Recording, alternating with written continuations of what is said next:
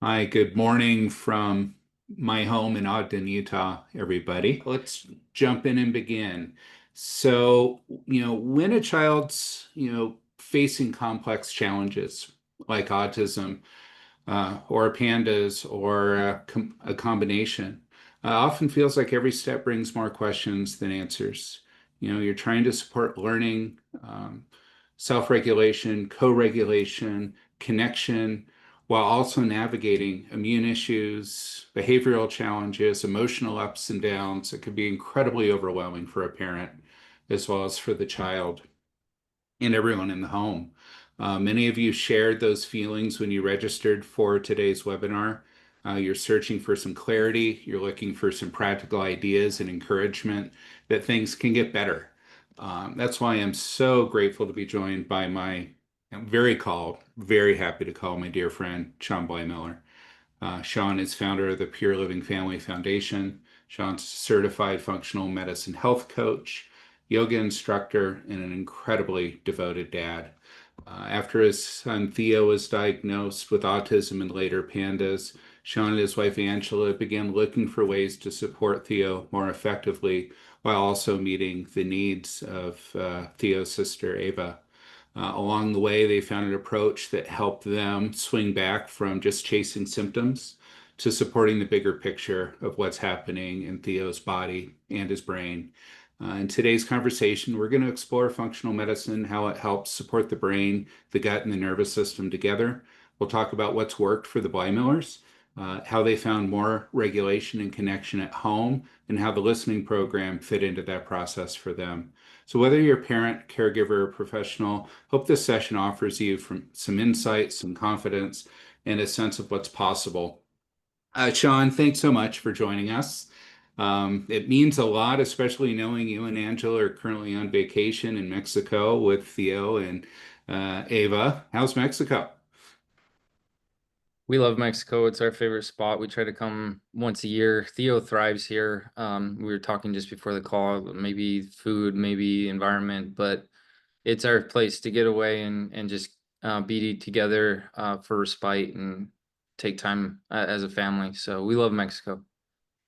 We do too, Shawn, and it's been too many years since we've been down there. It's been a couple of years, and it's definitely a great reset. And I've always been impressed with how you and Angela have prioritized taking time for the two of you, taking time for you as a family to step away from, what's often, an intense, constant focus on meeting the needs of your kids and especially Theo. So, I'd like to start at the beginning, step back, Shawn, and if you can, and think about those early moments where you started to have concerns about Theo.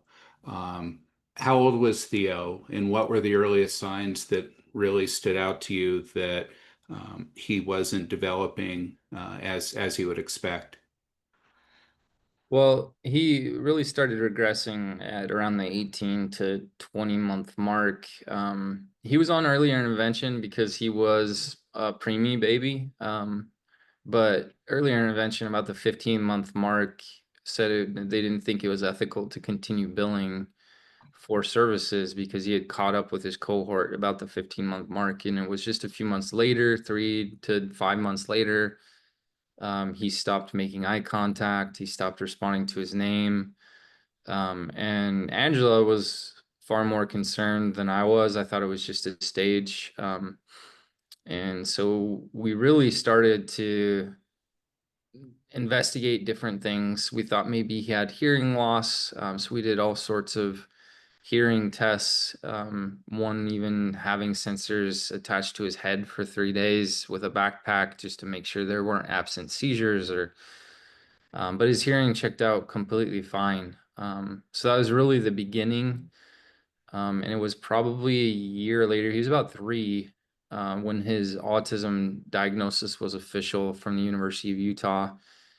And then 2019, he was diagnosed with PANDAS about a year later. So from 2017, 18, Ange really dove into a lot of the research.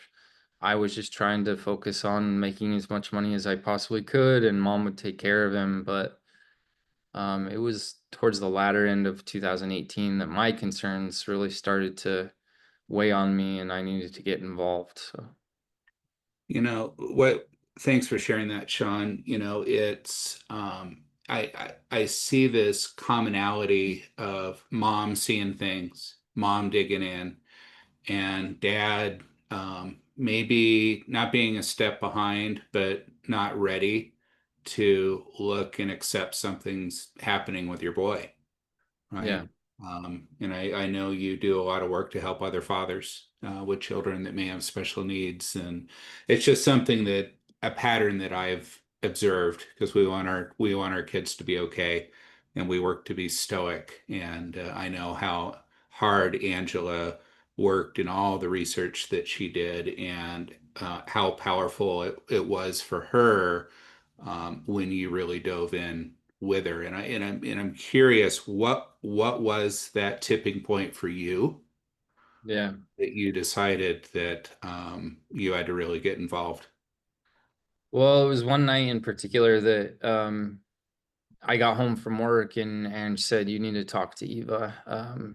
She has something she wants to say to you." And Eva came in and she asked the question, "Mom, Dad, why doesn't Theo love me?" And we were like, "Of course he loves you. What are you talking about?" And she said, "Well, Theo never plays with me. He never laughs with me.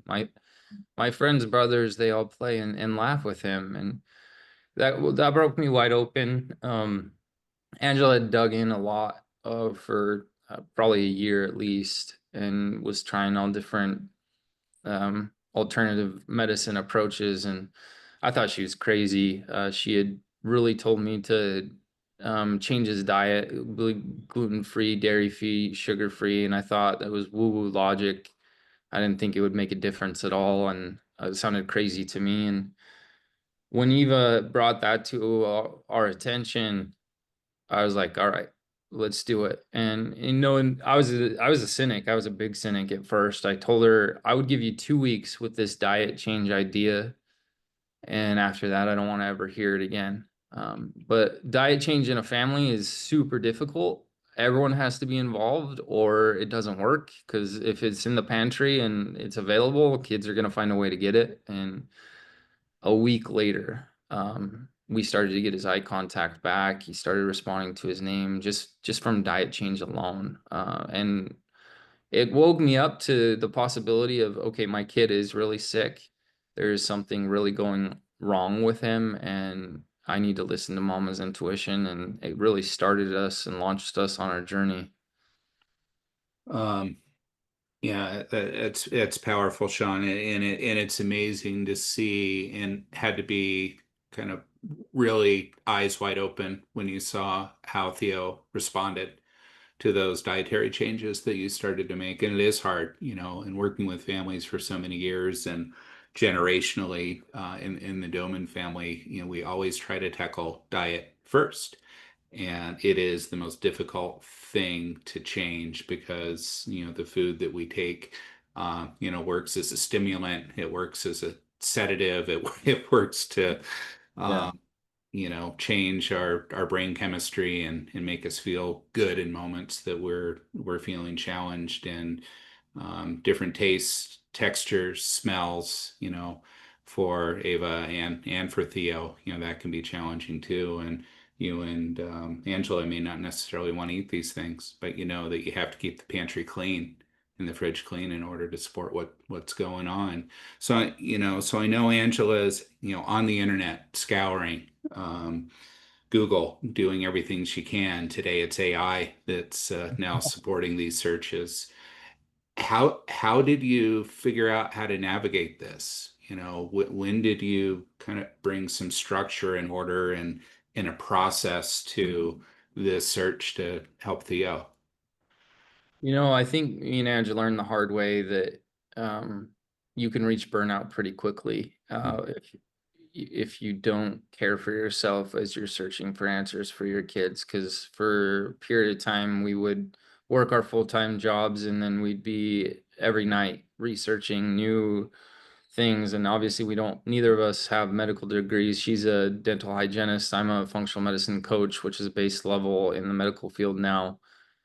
But we were learning as laymen, as just everyday people. And so a lot of the terminology was super confusing. So a lot of times we are looking at Google to understand what this term means. And for me, I made a goal to really expand my own mind. I decided to read 2 books a month every month, to really start exploring where I can contribute in this path. And Sunrise, story of Ron, a kid diagnosed with autism. I read that, and in an article really highlighting that book, they had mentioned the listening program. And so it was about that time in the very beginning of my awakening, let's call it, is Angela had grown her influence on social media to 20,000 plus people. And so I was like, well, this could be a cool idea to do a collaboration.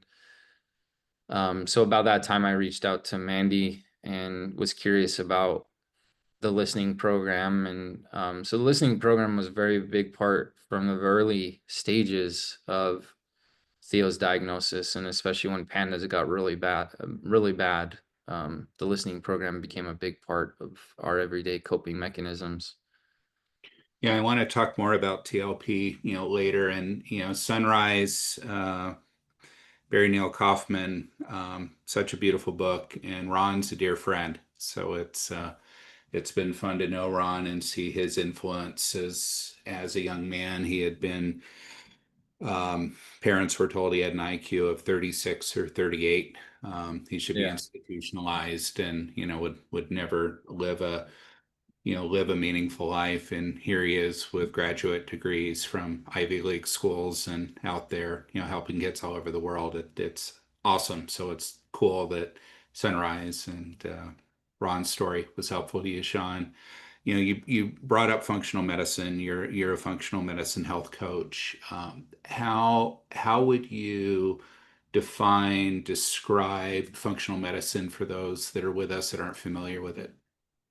Yeah, functional medicine is emerging as the new healthcare model. And we were first introduced, we saw a physician first. Desiree, I see your question, so I'll address it in my response. But we saw a MAPS doctor, which focuses on chronic complex children first. And then we were later introduced to a functional medicine doctor out of Henderson, Nevada, Dr. Nick Ogazian. We love that man to death. And going to traditional medicine left us with no hope.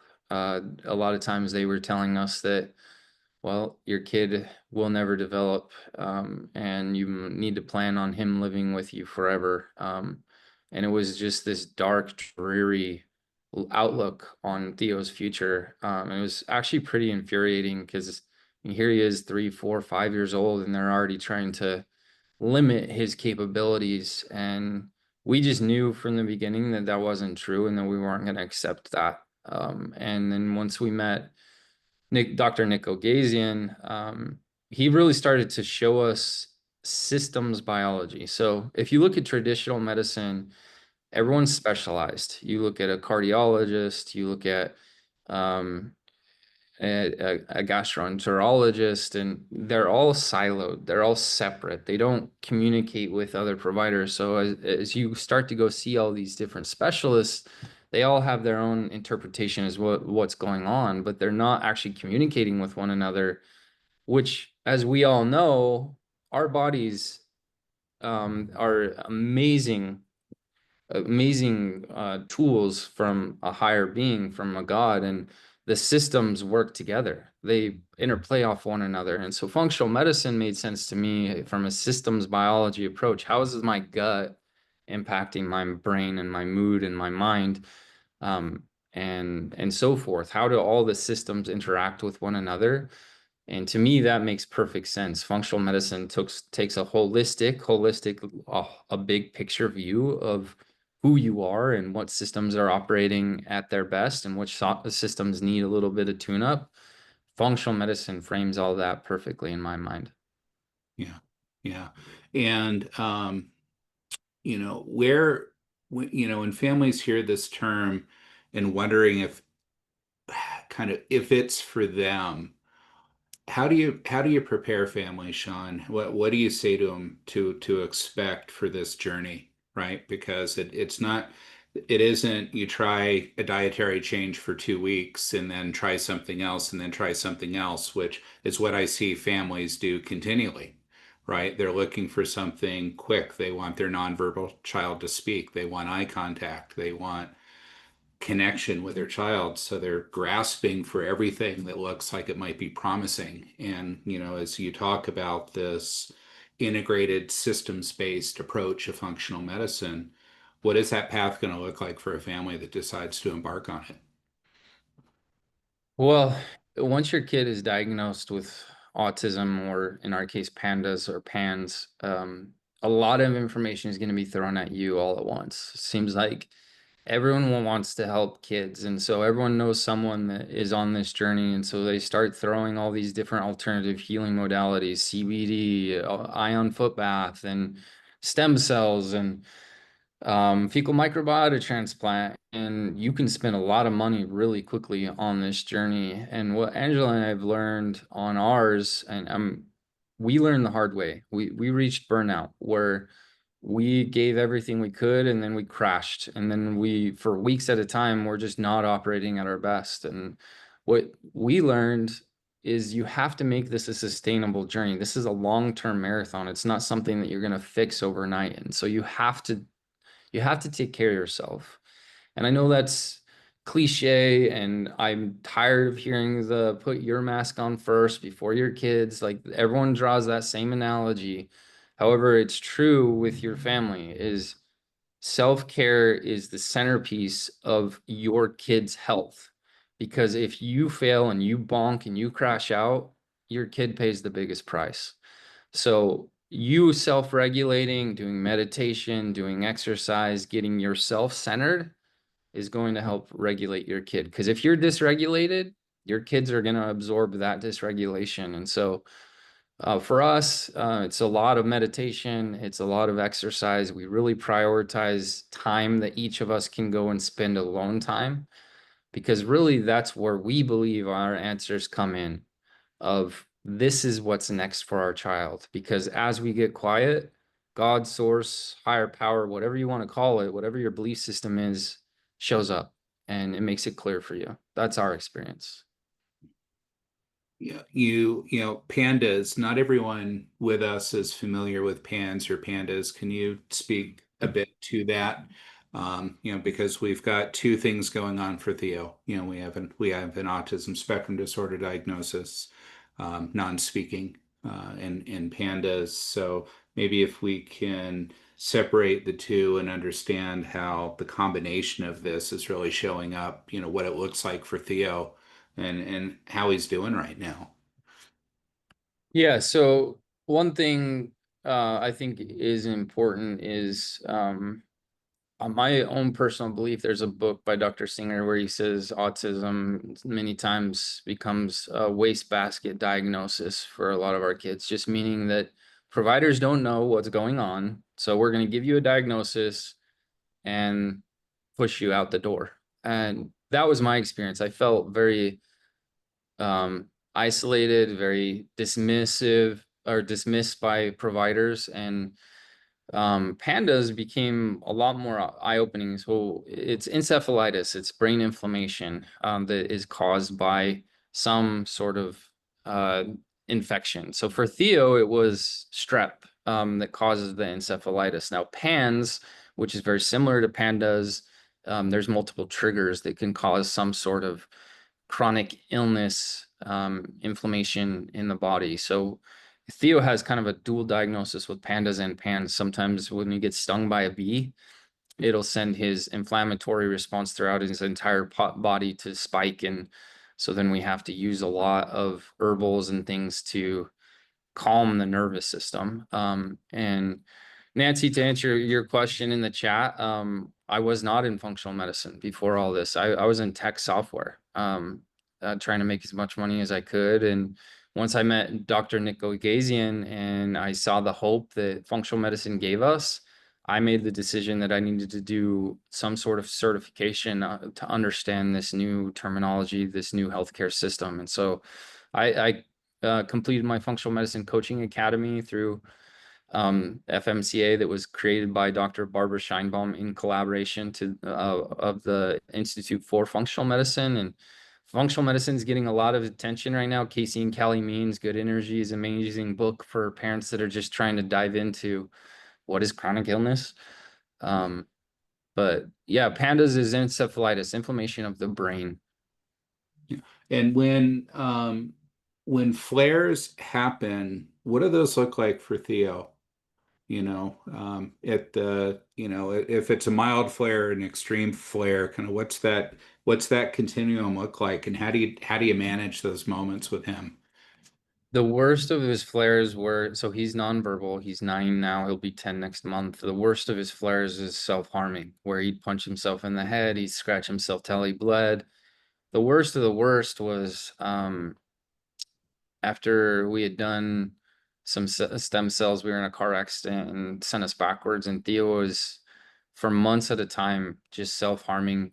And he was in so much pain. That was his only way of communicating, was self-harming. And he would only be sleeping 2, 3 hours a night. We'd be using CBD and even tinctures of THC to help lower the pain. And it was just awful.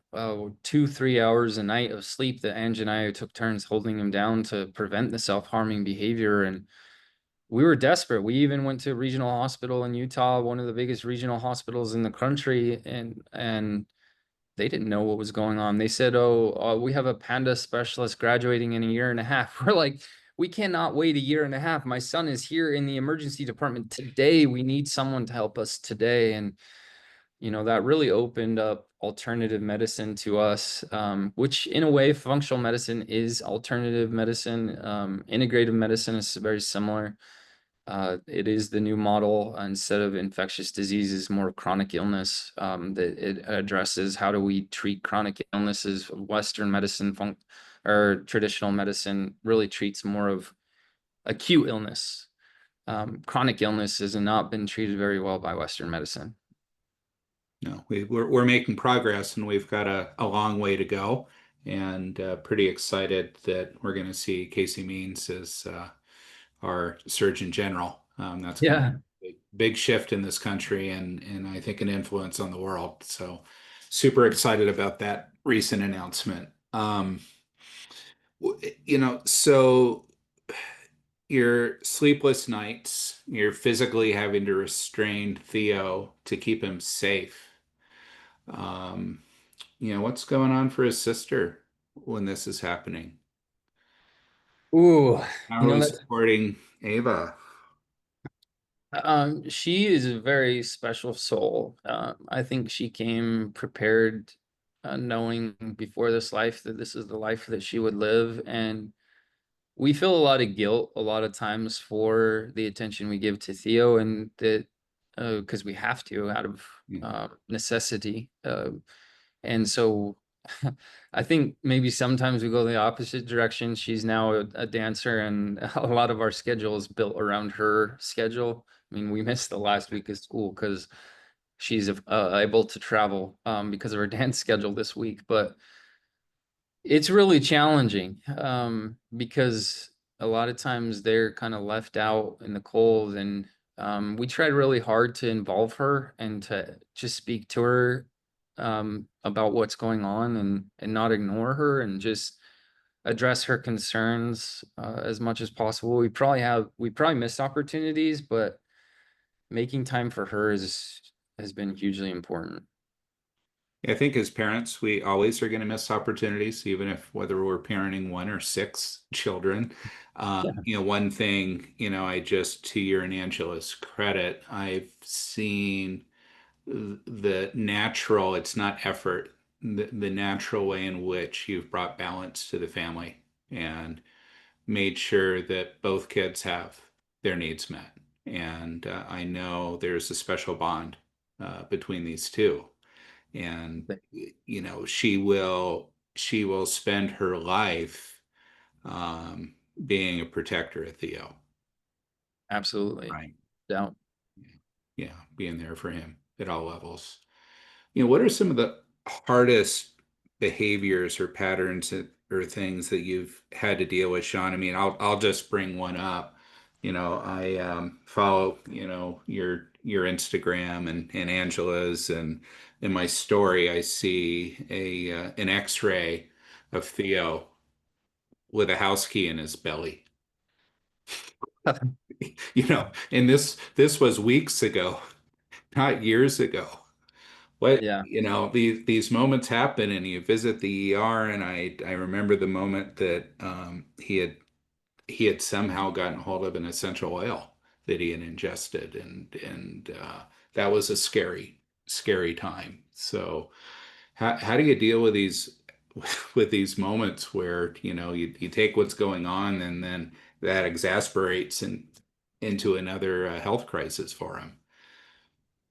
You know, we kind of laugh so we don't cry. Yeah. The emergency department kind of knows who we are, because we've been there a few times. He swallowed a wrench extender at one point that terrified us. I mean, speaking of Eva, we were yelling at Eva to call 911 as we were doing the Heimlich, and just recently, a couple weeks ago, he swallowed a full house key, and these are common with kids with autism. Is they're mouthers. A lot of times they want to feel their body, and so any sensation they can do to activate things. Dr. Nick Ogazian thinks that choking is maybe activating his vagal nerve, which is he's trying to regulate through choking himself, which he's just exploring his body, which that's been really hard. I know one thing that a lot of people don't talk about freely because it's not fun to talk about, but is the reality is the feces smearing. A lot of kids with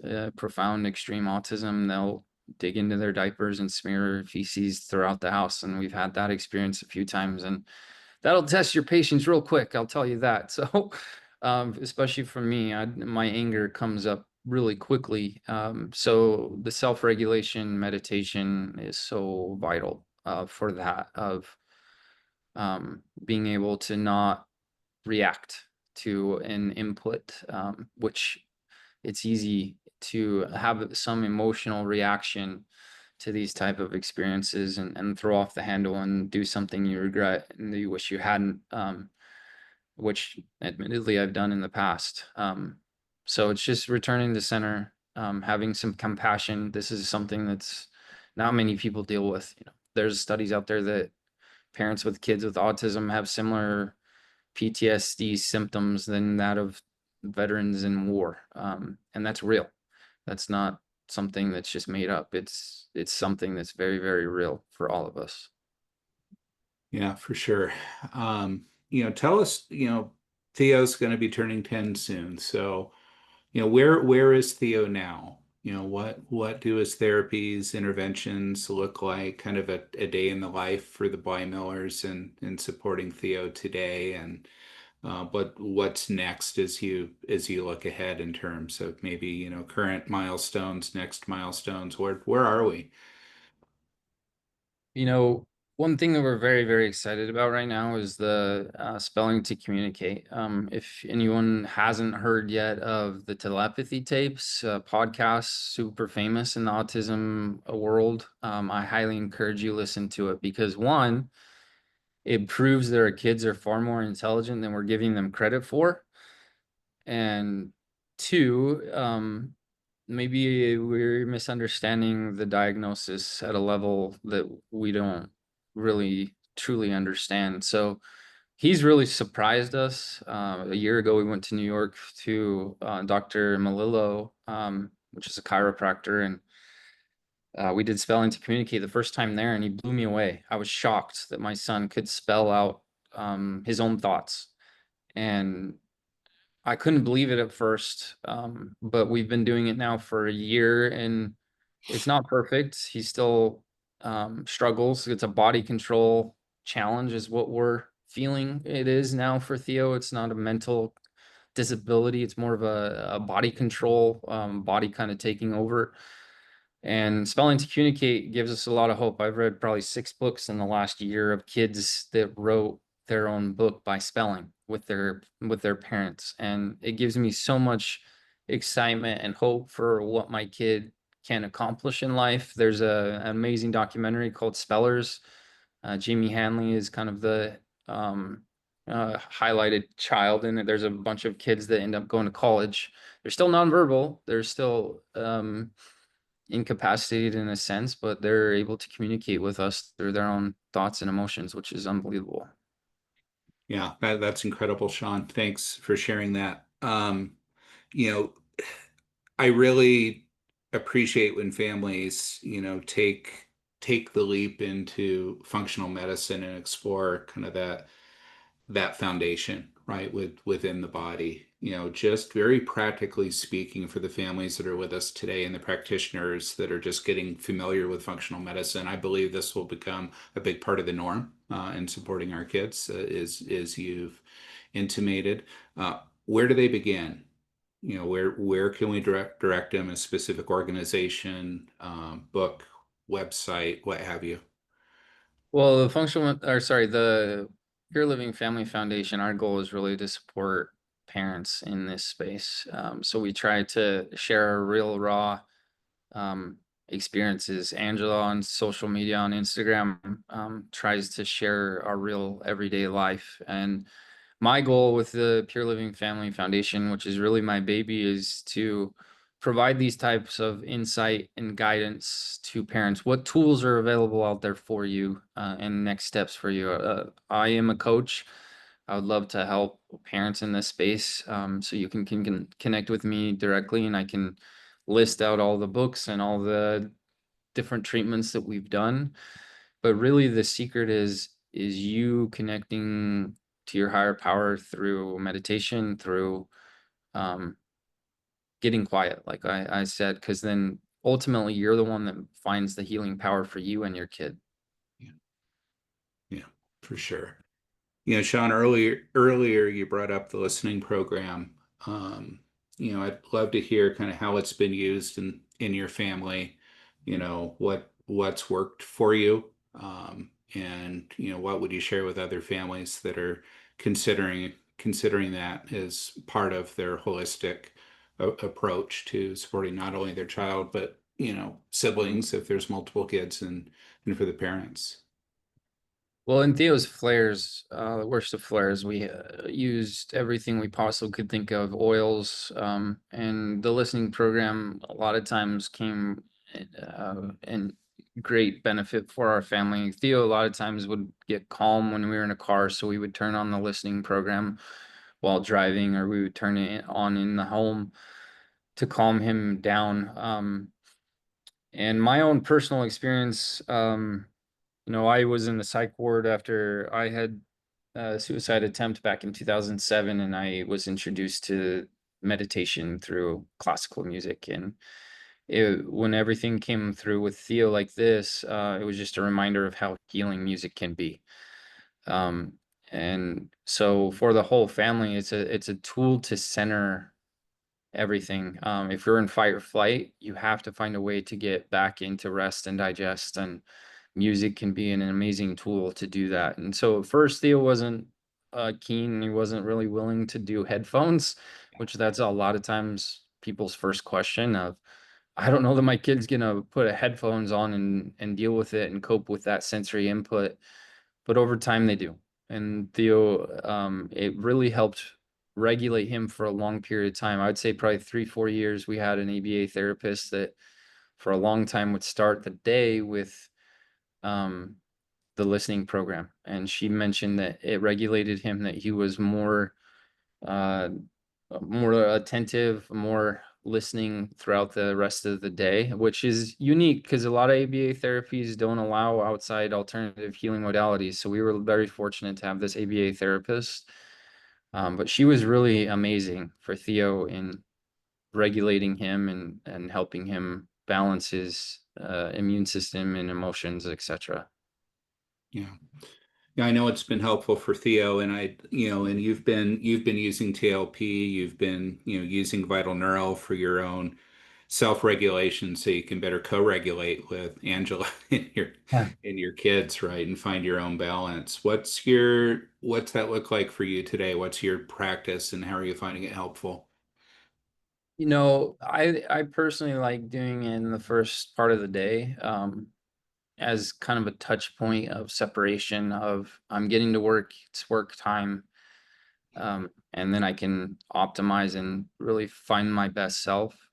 That's where I personally love to use it. And I work in a health clinic as well, and I've used it to introduce to other people, which the clinic I work at is a chronic illness functional medicine clinic. And there's a lot of people that are really, really sick, and introducing Vital Neuro to help them calm their nervous system is really amazing to witness.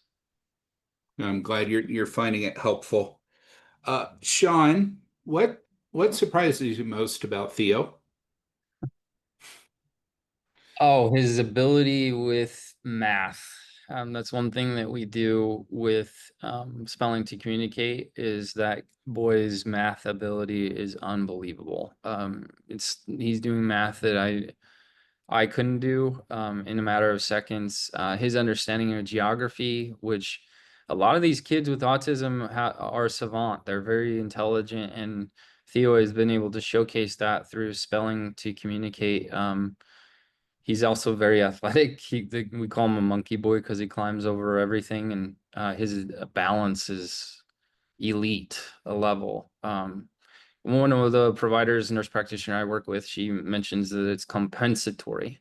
A lot of times when kids can't speak, can't verbalize their thoughts, it translates into other areas. And for Theo, I'd say it's balanced, but I'm really excited for me to really understand my son at a deeper level with spelling to communicate as we continue to advance that methodology. Yeah, that's cool. But they come by their athleticism naturally. You were a college soccer player, Shawn. So Yeah, but I worked hard. I yeah, wasn't one of those gifted athletes. I was one of the slower ones that had to lift more and run more to keep up with everyone else. So, you were the worker, and you still are yeah. today in everything you do. You and Angela have lived through a lot of highs and lows on this journey so far. How do you define progress now? Ooh, that's a tough one. Comparison is a thief of joy. In my opinion, comparison is a thief of progression.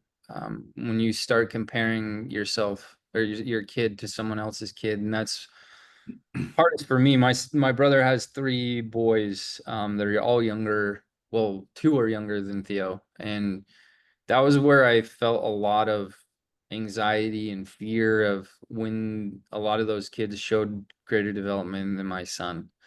And you can't get caught up in that because that's just a spiraling down into um, just disappointment. And I think for Theo, really understanding where he is, how far he's come, and the potential of the treatments that are presenting to us now.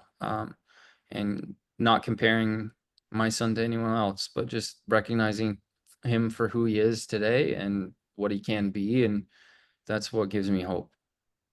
Yeah, that's beautiful, Shawn. Theo's an N of one. It always will be, and it is. It's easy to compare, and we don't know. You don't know what Theo's capable of doing, No.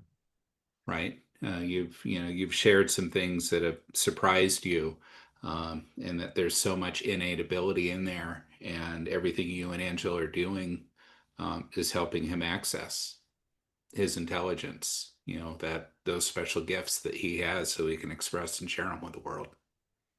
Yeah, RFK Jr. I think said it great best is once you met one kid with autism, you met one kid with autism. They're all very unique. And I mean, there are similarities in what can benefit kids, but your kid is very unique. And that's why it's important for you to really find your own answers. And I think we're in that awakening now that the Western medicine approach is we go to experts to tell us what to do. Well, now we're to a new age where we have to figure out our own answers. And that's been true for me and Angela.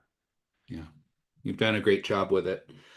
How has your wider support system played a role here? Community educators, therapists, the old adage, it takes a village to raise a child, and it may take many to raise a child on the spectrum. Um, what did that look like, and what does it look like today?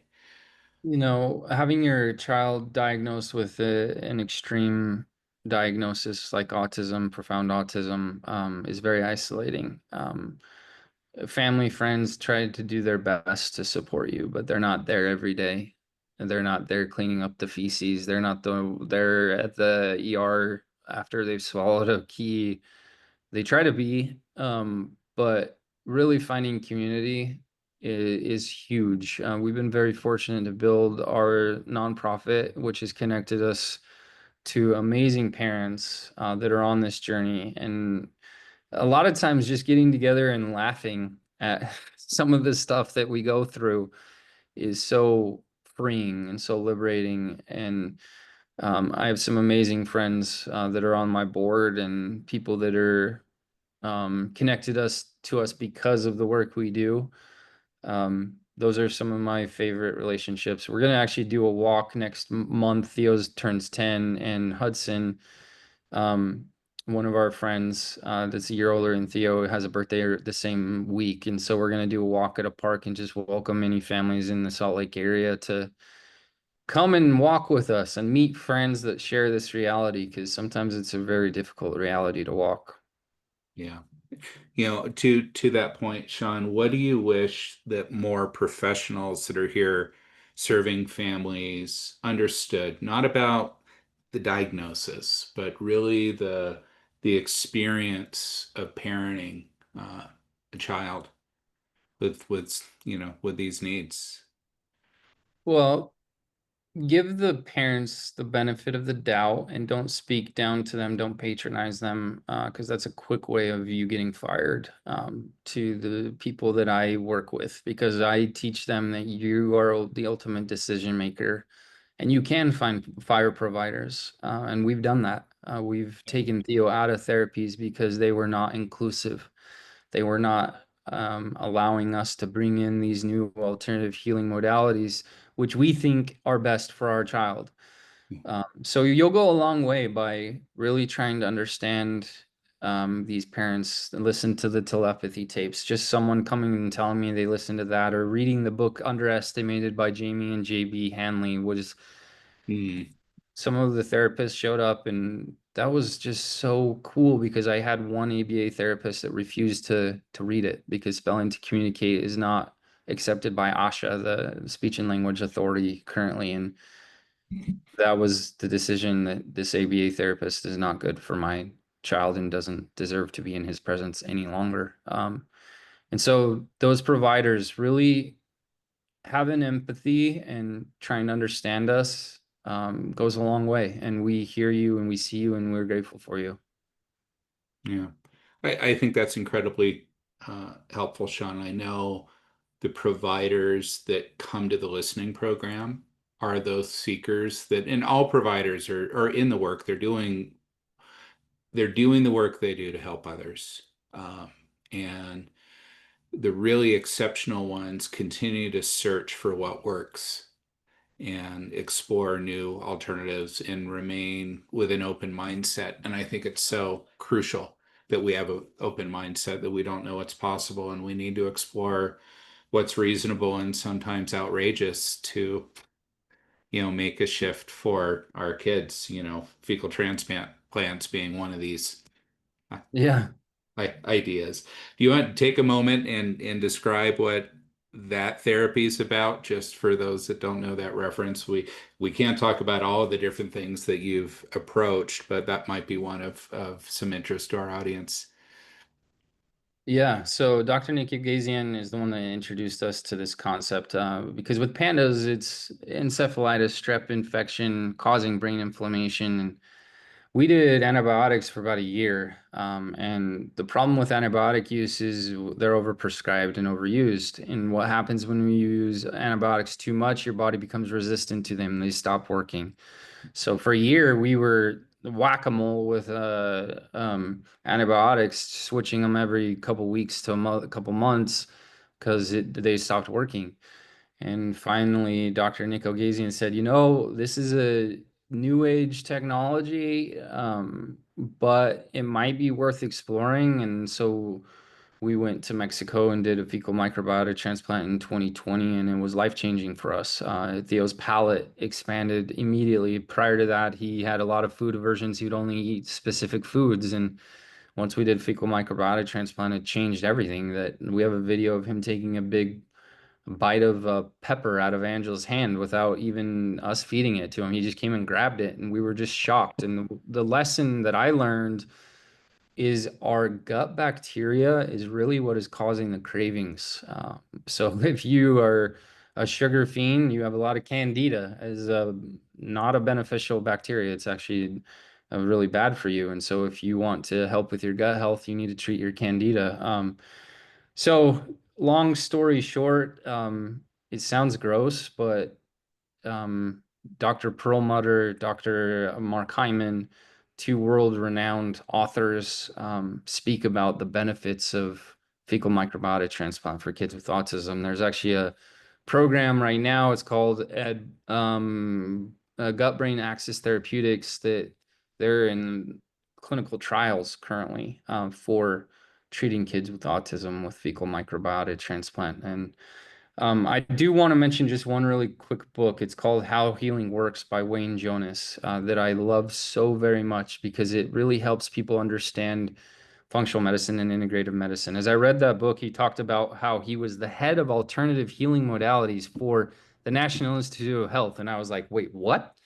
The National Institute of Health has a department of alternative healing modalities? And it kind of like reemerged this hope in our healthcare system of like, oh, there's actual providers that are doing the research, that are investigating new emerging technologies. And unfortunately, with research, it takes 10, 20 years for things to really come to the end results. And so in this space, a lot of parents are diving into the clinical trials and experimenting on things because we need help now. We don't have the ability to wait. Yeah, absolutely right.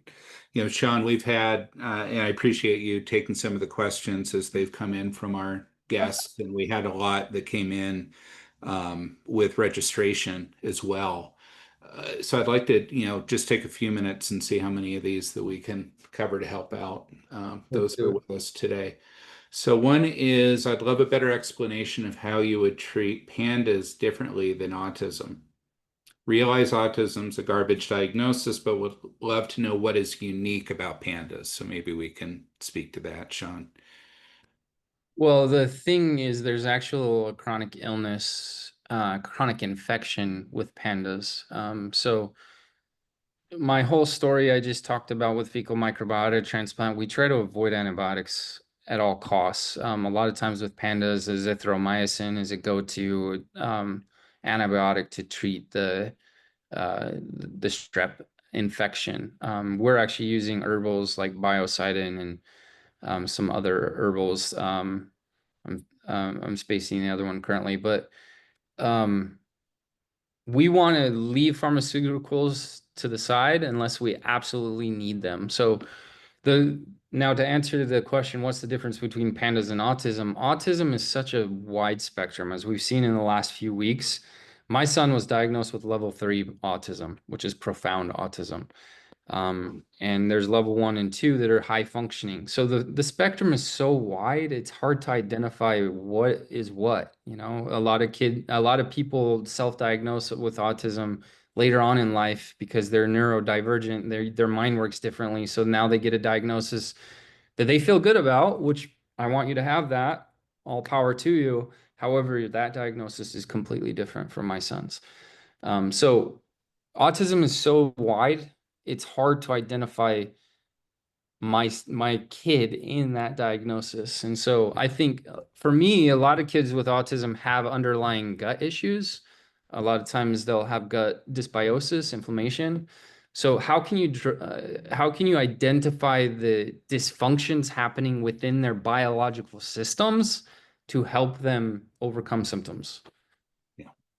Yeah. And I think we step back and we simply look and say, this is Theo. This is what's going on with Theo. let's find out what specifically is going to help Theo outside of the diagnosis. Yeah, Right. absolutely. And that's the challenge. We can get hung up on that. And what we don't want to do is be in a position that our child's destiny is predetermined by this diagnosis or this label that they've been given. And Yeah. that frequently happens. Yeah, Jeffrey Bland is the father of functional medicine. In his book, Disease Delusion, he speaks to that specifically of genetic determinism. Is it genetic that these kids are all being diagnosed with autism? I don't believe it is. In my opinion, it's a chronic illness. It is some dysfunction happening within the systems of the body, and how can you regulate them? How can you correct them? And that's the path I'm following. Yeah. Yeah. Somebody's asked, what kind of doctor do you go to for a diagnosis of PANDAS, Shawn? So you have to have a specialist. I work at Rising Health for my day job, and Ann Bowden is our medical director that specializes with kids with PANS. Um, there's very few providers. MAPS doctors, I mentioned that earlier, which is basically medically complex children as a certification. It's really two strep titers that you're looking to measure what are their levels at to confirm a PANDAS diagnosis. There's always like the symptomology diagnosis, OCD, different things like that that you can look for to be suspicious of a PANDAS diagnosis. However, really it's blood work that you confirm it. Yeah. Yeah. And good call in the MAPS doctors, just like Advanced Brain Technologies, our medical director, Dr. Alan Lewis, who, is a functional medicine doc, and because of his own children and their needs, he went into functional medicine, and changed the course of his medical career.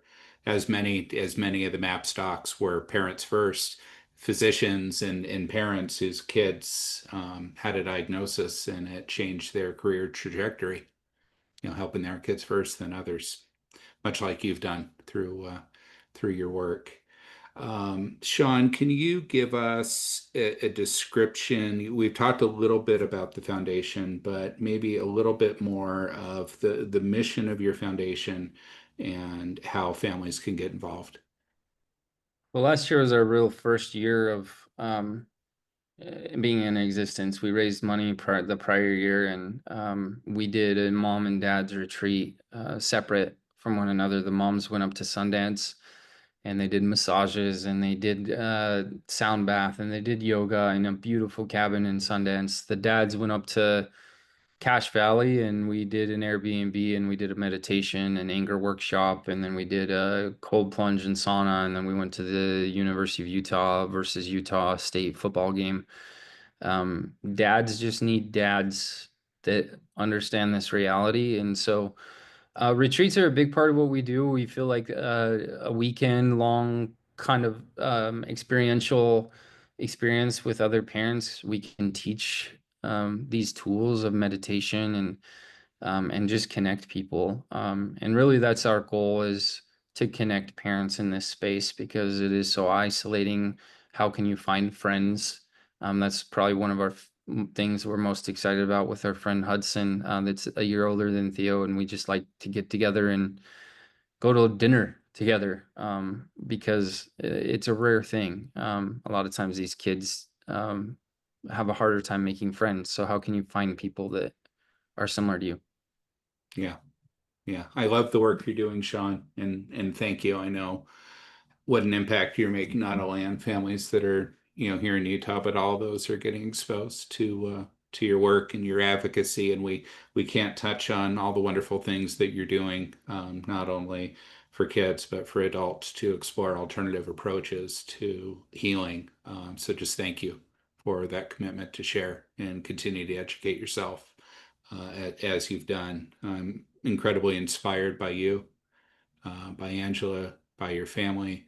My wife Mandy and I, got the pleasure to know you and Angela over sushi many, many years ago, and look back on that evening fondly and our friendship that we've shared since then, and really appreciate your advocacy for what we do at Advanced Brain Technologies. And but for your kids, for your family, and for others. One last question that I have for you is, what do you see on the horizon, that has you most encouraged for Theo? Is there kind of something that you're investigating that maybe you and I haven't shared a conversation about yet that's got you pumped?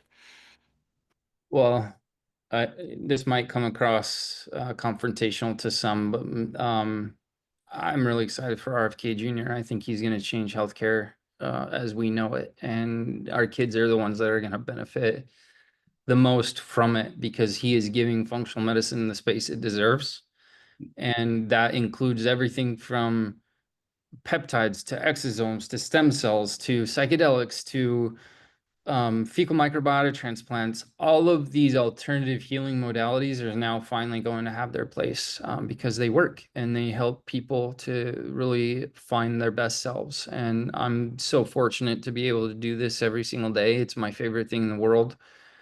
Um, but I think healthcare is changing in the United States, and it needed to because it was broken, and it's finally getting corrected. Shawn, you and I share the same excitement for RFK Jr. and for Dr. Casey Means, and it's an incredibly exciting time. And I think it's going to be a period of a huge awakening in healthcare and big change that we've needed to support all of those that we do through our mutual work. Shawn, I wish we had hours. I just want to thank you so much for sharing your experience with us today. It's been, I think, enlightening and really helpful for everyone that's been with us. Do before our announcement about our next webinar, I'd just like to know, do you have a final thought that you'd like to share with our audience? Well, we're creating a My Parent Cafe on our website, trying to create more easily accessible information. Listening to a podcast or listening to a webinar is time consuming, and we're trying to figure out asynchronous ways to provide information and resources. So on our website, we'll be adding a landing page where you can pose questions to us and my board. If you wanted to reach out and connect with us. We just want to help as many people as possible. And thank you for the opportunity to speak with all you today. To connect with Shawn and learn more about his work and to follow the Blymiller's journey, the Instagram is Pure Living Family. The website is purelivingfamily.com. To connect with our team at Advanced Brain Technologies, info at advancedbrain.com, advancedbrain.com at our website, or on most social platforms, look up Advanced Brain or Advanced Brain Technologies. You can call us country code 1-801-622-5676. Shawn, thank you again for taking time away. We're going to let you change shifts, put on your swim trunks, go hit the beach, and enjoy some Mexican sun and some downtime with your family there in Cancun. And everybody make it a great day. Thanks again, everyone, for being with us. Thank you all.